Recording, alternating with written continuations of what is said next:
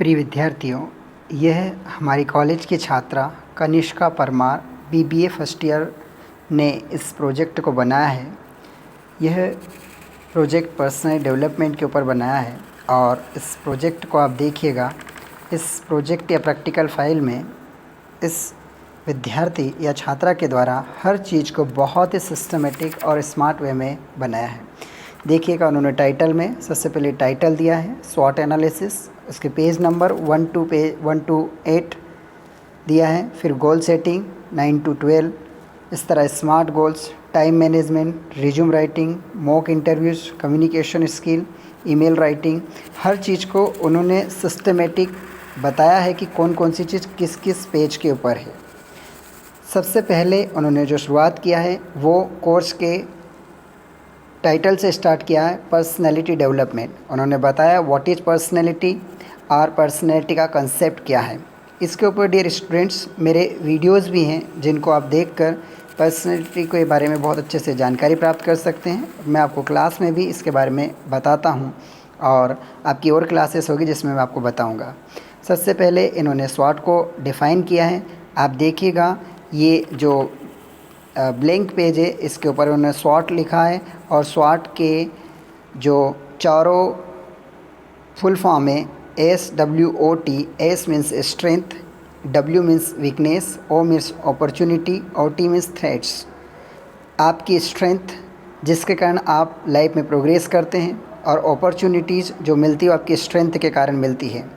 इसी प्रकार जो आपकी वीकनेस है जिसके कारण आपकी लाइफ में ख़तरा पैदा होते हैं। तो प्रिय विद्यार्थियों, इन्हें हम इंटरनल और एक्सटर्नल फैक्टर कहते हैं, जिसके अंतर्गत आपकी स्ट्रेंथ और वीकनेस आती है, जबकि एक्सटर्नल फैक्टर के अंतर्गत आपकी वो चीज़ें आती हैं जो कि आपकी स्ट्रेंथ और वीकनेस के परिणाम के रूप में होती हैं।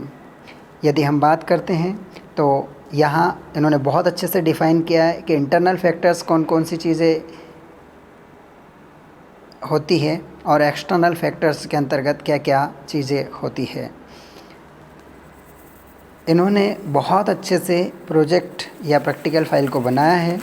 यहाँ आप सभी टॉपिक्स के बारे में पूर्ण जानकारी मिलेगी आपको। यहाँ हम सबसे पहले बात करें तो इन्होंने स्ट्रेंथ को बहुत अच्छे से डिस्क्राइब किया है। स्ट्रेंथ हम जानते हैं, हर इंसान में, हर व्यक्ति में कुछ न कुछ विशेष गुण होते हैं, खासियत होती है, क्षमताएं होती हैं, वही आपकी स्ट्रेंथ होती है।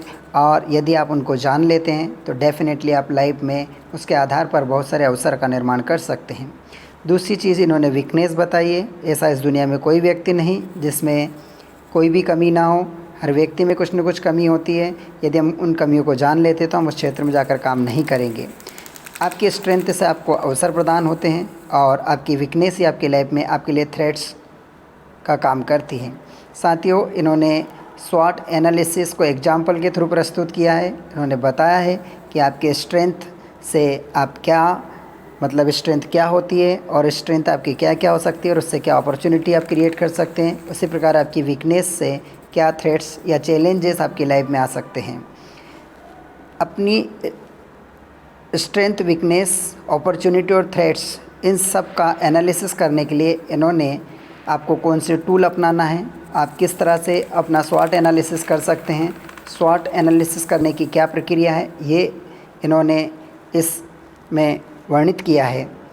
आप अकेले में बैठकर किसी शांत जगह पर एक कॉपी और पेन ले लीजिए और उसमें लिखिए कि आप के अंदर क्या क्या विशेष गुण, खासियत या बेस्ट क्वालिटीज़ हैं, वही आपकी स्ट्रेंथ होती है। साथियों, इसके बाद इन्होंने अगला जो टॉपिक है वो है स्मार्ट गोल सेटिंग। गोल कैसे सेट किए जाते हैं। गोल दो तरह के होते हैं, शॉर्ट टर्म और लॉन्ग टर्म। यहाँ पर इन्होंने गोल सेटिंग बताया है, स्मार्ट का फुल फॉर्म बताया है, अटेनेबल, रियलिस्टिक, टाइमली, मेजरेबल और स्पेसिफिक। तो स्मार्ट गोल कैसे सेट किए जाते हैं, शॉर्ट टर्म और लॉन्ग टर्म गोल क्या होते हैं, गोल सेट करने के लिए हमें क्या करना चाहिए, ये सारा इन्होंने इस टॉपिक में एक्सप्लेन किया है। गोल सेटिंग या स्मार्ट गोल क्या होते हैं, स्पेसिफिक स्मार्ट गोल्स कैसे सेट किए जाते हैं, गोल सेट करने के क्या फ़ायदा है, शॉर्ट टर्म और लॉन्ग टर्म गोल में क्या डिफरेंस है, ये सब आपको इस टॉपिक में मिलेगा। यहाँ पर इन्होंने स्मार्ट को बहुत ब्यूटीफुल तरीके से लिखा है, SMART। जब आप प्रैक्टिकल बनाते हैं और साथ ही साथ उसको यदि आप बहुत अच्छे से डेकोरेट करते हैं या कुछ एक्स्ट्रा क्वालिटी आपकी दिखाते हैं तो डेफ़िनेटली यह आपका स्मार्टनेस कहलाता है और यह आपकी क्रिएटिविटी होती है। इसके आपको अच्छे नंबर भी मिलते हैं। तो आपका जो गोल है वो मेज़रेबल होना चाहिए, जिसको हम जान सकें, जिसको हम समझ सकें कि उससे हमें क्या मिलेगा। अचीवेबल ऐसा होना चाहिए जिसको आप अचीव कर सकें। रियलिस्टिक सही में होना चाहिए, ऐसा नहीं हो जो केवल जिसको मतलब रियल में ना हो। और इसका ऐसा होना चाहिए जिसको टाइम में प्राप्त किया जा सके। उसकी एक टाइम ड्यूरेशन होना चाहिए कि कितने समय में उस चीज़ को प्राप्त किया जा सकता है। जब आप इस तरह अपना एक स्मार्ट गोल बनाते हैं तो डेफ़िनेटली आपको अच्छी सक्सेस मिलती है, आप अच्छे करियर का निर्माण करते हैं और आप भी एक सफल व्यक्ति के रूप में समाज में जाने जाते हैं। डियर स्टूडेंट्स, इन छात्रा ने बहुत अच्छा प्रयास किया है और इनके प्रयास की मैं प्रशंसा भी करता हूं, क्योंकि निश्चित ही इन्होंने बहुत अच्छे से हर चीज़ को डिज़ाइन किया। आप देखिएगा यहाँ पर टाइम मैनेजमेंट, टाइम आप जानते हैं दुनिया की सबसे बेस्ट और सबसे इम्पॉर्टेंट चीज़ है। टाइम लोग स्पॉइल करते हैं, इन्होंने टाइम को बताया कि किस तरह हम टाइम को मैनेज कर सकते हैं। हर इंसान के पास 84,400 सेकेंड्स होते हैं और उनका एक दिन में, और उनको कैसे यूज़ करना है। यदि ये 84,400 सेकेंड जो है यदि पैसे होते तो शायद हम उतना वेस्ट नहीं करते जितना हम टाइम को वेस्ट करते हैं। तो इन्होंने टाइम को किस तरह से सेव करना है, टाइम को ज़्यादा प्रोडक्टिव कैसे बनाना है, हम कैसे ज़्यादा से ज़्यादा लक्ष्य हासिल कर सकते हैं उसी समय में जिसमें बाकी के लोग एक ही लक्ष्य हासिल करते हैं, ये सारी चीज़ें उन्होंने बहुत ही अच्छे से बताया है। टाइम को सेव करने का तरीका बताया है और ऐसी कौन कौन सी चीज़ें हैं उनकी लिस्ट बनाकर बताइए जिससे हम टाइम को मैनेज करके अपनी लाइफ में ज़्यादा प्रोग्रेस कर सकते हैं। ये आप देखेंगे कि टाइम वेस्ट के क्या क्या नुकसान भी हो सकते हैं। जब हम टाइम मैनेज नहीं करते हैं तो उसके कारण हमें क्या क्या हानियाँ उठाना पड़ती है। ये सारे इसके बारे में, इसके अवगुणों के बारे में बताया जो टाइम के उपयोग नहीं, टाइम मैनेज नहीं होने के कारण उसका जो मिसमैनेजमेंट होता है। यहाँ हम बात करते हैं तो बहुत ही अच्छा एक चार्ट बताया जिन्होंने मैं career management, self exploration, work resources, experimental education और डिसीज़न मेकिंग, इस तरह बहुत सारी चीज़ों को इन्होंने इसमें इंक्लूड किया है। ये हमारा रिज्यूमे राइटिंग और मॉक इंटरव्यू के बारे में इन्होंने इसमें बताया है। आप जानते हैं इस दुनिया में आप बिना रिज्यूम राइटिंग के या CV या बायोडाटा बनाए आप इंटरव्यू में नहीं बैठ सकते हैं। और जब भी आप इंटरव्यू में जाते हैं तो आपको इंटरव्यू फेस करना पड़ता है और उस इंटरव्यू की ट्रेनिंग के लिए जो आपको ट्रेनिंग दी जाती है उसे मॉक इंटरव्यू कहते हैं। यानी कि रियल इंटरव्यू के पहले जब आप इंटरव्यू का प्रिपरेशन करते हैं तो वो मॉक इंटरव्यू कहलाता है। साथियों, यहाँ पर इन्होंने बहुत ही ब्यूटीफुल तरीके से आपको अलग अलग जानकारी दी है और उन जानकारी के ऊपर एक टाइटल दिया है, उसके अंदर उसके बारे में इंफॉर्मेशन लिखी है। जिस तरह टाइप्स ऑफ रिज्यूम बताएं, क्रोनोलॉजिकल रिज्यूम बताया है, फंक्शनल रिज्यूम बताया है, कॉम्बिनेशन रिज्यूम बताया है, मिनी रिज्यूम बताया है। और जब हम बात करेंगे जैसे कॉम्बिनेशन रिज्यूम की तो उसके बारे में इन्होंने डिटेल में अंदर लिख रखा है। क्रोनोलॉजिकल रिज्यूम को हम जैसे ही ओपन करेंगे तो उसकी डिटेल आपको अंदर दिखाई देगी कि क्रोनोलॉजिकल रिज्यूम किसे कहते हैं। बहुत ही सुंदरता से इन्होंने अपने प्रैक्टिकल फ़ाइल को ब्यूटीफाई किया है, डेकोरेट किया है या बहुत अच्छे से उसको बनाया है। यही स्टूडेंट्स की स्मार्टनेस दिखती है और यही कारण होता है कि एक बच्चे को बहुत अच्छे मार्क्स मिलते हैं और दूसरे बच्चे को कम मार्क्स मिलते हैं। कुछ बच्चे केवल टाइम पास के रूप में चीज़ों को करते हैं तो उनके मार्क्स भी उसी तरह मिलते हैं, और कुछ बच्चे उदाहरण के लिए या बहुत अच्छे से परफॉर्मेंस देते हैं। और वही कारण होता है कि कनिष्का परमार ने जो प्रोजेक्ट बनाया है उसका मैं आपके सामने एक एग्ज़ाम्पल के रूप में आपके सामने प्रेजेंट कर रहा हूँ, क्योंकि इनका प्रैक्टिकल रियली बहुत सुंदर है। बहुत अच्छे से डिज़ाइन किया है उन्होंने और हर चीज़ को बहुत अच्छे से डिफ़ाइन किया है। उन्होंने इंटरेस्ट लिया है, जब भी गाइडेंस की ज़रूरत हुई उन्होंने गाइडेंस भी लिया है। और निश्चित ही यदि बच्चे में यदि इंटरेस्ट होता है तो टीचर भी उनको सपोर्ट करते हैं और टीचर की बिल्कुल हेल्प मिलती है। यहाँ देखिए करियर ऑब्जेक्टिव कि आपके करियर का क्या ऑब्जेक्टिव है, जो इंटरव्यू में पूछा जाता है what is your career objective. तो यहाँ इन्होंने करियर ऑब्जेक्टिव डिफ़ाइन किया है। एजुकेशन को, अचीवमेंट्स को, स्किल्स को, यानी कि बायोडाटा में या आपके रिज्यूमे में जो भी चीज़ें आती हैं, रिज्यूमे छोटा होता है जबकि सीवी जो होता है वो बड़ा होता है। सीवी लगभग 5 पेज का होता है जबकि रिज्यूमे लगभग 2 पेज का होता है। अक्सर जो फ्रेशर्स होते हैं वो रिज्यूमे बनाते हैं। रिज्यूमे में हम वर्क एक्सपीरियंस आदि सभी चीज़ें शामिल करते हैं। मॉक इंटरव्यू की बात करें तो जब भी स्टूडेंट्स रियल इंटरव्यू में जाते हैं उसके पहले, ताकि वो रियल इंटरव्यू को अच्छे से फेस कर सके, उनको मॉक ट्रेनिंग दी जाती है और मॉक ट्रेनिंग के माध्यम से वे अपने आप को इस लायक प्रिपेयर कर लेते हैं कि वो रियल इंटरव्यू के प्रेशर को इजीली फेस कर सके, उन क्वेश्चंस को इजीली फेस कर सके, फ्रिक्वेंटली आस्किंग क्वेश्चन FAQs बहुत अच्छे से फेस कर सके, इसलिए मॉक इंटरव्यू की ट्रेनिंग दी जाती है। फिफ्थ जो प्रैक्टिकल का टॉपिक है वो कम्युनिकेशन स्किल है। हम जानते हैं इस युग में बिना अच्छी कम्युनिकेशन स्किल्स के कोई भी अच्छा जॉब प्राप्त नहीं कर सकता है, चाहे बिज़नेस हो चाहे जॉब है, किसी भी क्षेत्र में जब तक आपका कम्युनिकेशन स्किल अच्छा नहीं होगा आप प्रोग्रेस नहीं कर सकते हैं। बहुत ही अच्छे से इन्होंने उन डिवाइसेस या इलेक्ट्रॉनिक गैजेट्स को बताया है जिनकी सहायता से हम बेहतर कम्युनिकेशन कर सकते हैं।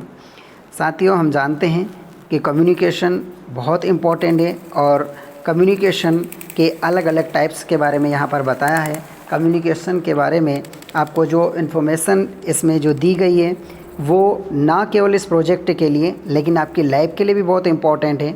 यदि देखा जाए तो ये जो डिवाइसेस हैं ये सारे डिवाइसेस हमारे कम्युनिकेशन को बेहतर बनाने के लिए उपयोग में आते हैं। इनकी सहायता से हम लोगों के ऊपर एक बहुत अच्छा प्रभाव छोड़ सकते हैं और साथ ही साथ ये हमें स्मार्ट बनाने का काम करते हैं। स्मार्ट के साथ साथ ये हमें टेक्नोलॉजी से परिचित भी करवाते हैं। इनकी सहायता से हम अपने टाइम को सेव कर सकते हैं, अपनी चीज़ों को बहुत अच्छे से लोगों के सामने प्रेजेंट कर सकते हैं। साथ ही साथ इन चीज़ों को हम एक बार बनाने के बाद कई बार यूज कर सकते हैं। इसीलिए आजकल PPT और स्मार्ट टेक्निक्स या टेक्निकल डिवाइसेस का बहुत ज़्यादा यूज़ होने लगा है। यहाँ अलग अलग formal, informal, verbal, written communication की बात की गई है। आप जानते हैं कि ओरल कम्युनिकेशन के अंतर्गत जो हम बातें या जो भी चीज़ जो बोली जाती है वो होती है, जबकि रिटन में जो हम लिखित में करते हैं वो होता है। कम्युनिकेशन के अंतर्गत ही बॉडी लैंग्वेज आती है जिसका बहुत महत्वपूर्ण स्थान रहता है। ऐसा कहा जाता है कि 55 से 58% हमारी बॉडी लैंग्वेज मतलब कम्युनिकेट करती है। हमारी बॉडी 55 to 58% कम्युनिकेट करती है। इसलिए बॉडी लैंग्वेज का बहुत महत्वपूर्ण स्थान रहता है। कम्युनिकेशन में बॉडी लैंग्वेज बहुत महत्वपूर्ण भूमिका निभाती है। ऐसे कई सारे बैरियर्स भी हैं जो हमारे कम्युनिकेशन को डिस्टर्ब करते हैं या बेहतर कम्युनिकेशन करने से रोकते हैं। इस तरह के कम्युनिकेशन को बेहतर बनाने के लिए बहुत सारी ऐसी मतलब टेक्निक्स होती हैं, टिप्स होती है जिनकी सहायता से हम अपने कम्युनिकेशन को बहुत अच्छे से इम्प्रूव कर सकते हैं और अपने कम्युनिकेशन की सहायता से हम बहुत अच्छी प्रोग्रेस भी कर सकते हैं। अगला जो टॉपिक है वो है ईमेल राइटिंग। जैसा कि हम जानते हैं कि पहले लोग सिंपल लेटर के माध्यम से, पत्र के माध्यम से व्यवहार किया करते थे, लेकिन आजकल लोग इलेक्ट्रॉनिक मशीनों की सहायता से आजकल या इलेक्ट्रॉनिक मेल की सहायता से लेटर सेंड करते हैं। इससे सबसे बड़ा फ़ायदा ये है कि आपको आपका पेपर बचता है, साथ ही साथ आप जिस व्यक्ति को मेल कर रहे हैं उसके लिए आपके पास एक प्रूफ भी हो जाता है। आप उस चीज़ को लंबे समय तक आपके पास रख सकते हैं। इसलिए इसके बहुत सारे फ़ायदे हैं। ईमेल कैसे किया जाता है उसकी कुछ प्रोसेस होती है। ईमेल करने की अलग अलग स्टेप्स होती है। आजकल अधिकांशतः जो पत्र व्यवहार होता है वो ईमेल के थ्रू ही हो रहा है और ऑफिसेस में भी इसका बहुत ज़्यादा यूज़ होने लगा है। जनरली आजकल जो भी लेटर गवर्नमेंट के आते हैं वो ईमेल के थ्रू आने लगे हैं। ईमेल और जीमेल दोनों अलग अलग है। ईमेल ईमेल सभी का होता है, जबकि जीमेल एक गूगल के द्वारा बनाया हुआ है, इसलिए अक्सर लोग ईमेल को ही जीमेल कहते हैं, लेकिन ईमेल और जीमेल दोनों अलग अलग होता है। ईमेल करने के कुछ रूल्स होते हैं, उन रूल्स को इन्होंने बहुत अच्छे तरीके से स्टेप बाय स्टेप यहाँ पर इसमें वर्णन किया है। उनका लिखा है कि सबसे पहले हमें ईमेल में सब्जेक्ट शो करना चाहिए, फिर ग्रीटिंग करना चाहिए, ग्रीटिंग के बाद हमारा जो इंट्रोडक्शन होता है, इसके बाद हमारे मेल की बॉडी होती है। इस तरह हम ईमेल को स्टेप बाय स्टेप क्रम में यदि लिखते हैं तो वो हमारा मेल एक सिस्टमेटिक होता है और उसका डेफिनेटली लोगों के ऊपर एक इन्फ्लुएंस भी होता है। जब आपका बॉडी हो जाता तो लास्ट में हम कंक्लूड करते हैं और उसमें कंक्लूजन में लिखते हैं और सबसे अंत में हम साइन करके उसको सेंड कर देते हैं। तो साथियों, आजकल ईमेल का बहुत ज़्यादा चलन है और ये एक स्मार्ट वे भी है किसी व्यक्ति के साथ पत्र व्यवहार करने का, कम्युनिकेशन करने का। इसीलिए दिन प्रतिदिन ईमेल का बहुत ज़्यादा उपयोग होने लगा है।